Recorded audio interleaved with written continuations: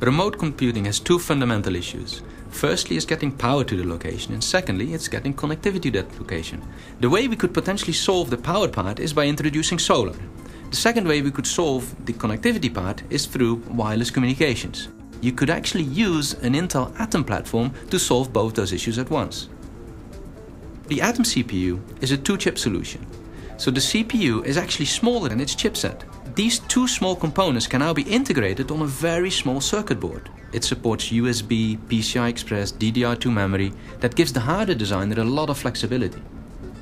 The Embedded and Communications group at Intel has designed a prototype that implements a security gateway. And this security gateway integrates all the open source components, such as the Linux TCP IP stack, a communication stack, a USB wireless camera.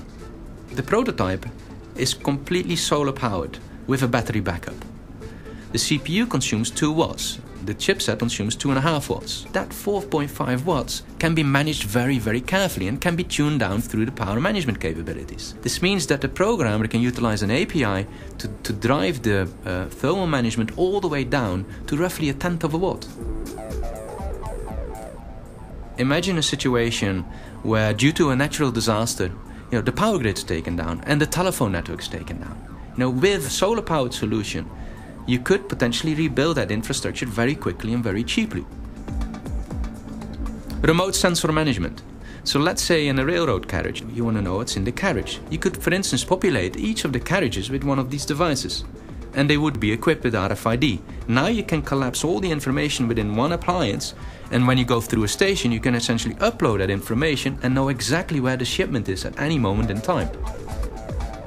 In the remote villages, where you don't necessarily want to deploy your whole cell phone tower, you could make a decision to deploy smaller cells, femtocell or a picocell as they are called.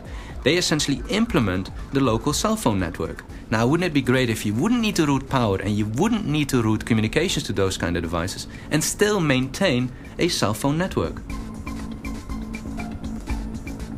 If you were to use an Intel architecture CPU in those kind of environments, you can reuse a lot of the software out there, which means that the development time will definitely be reduced.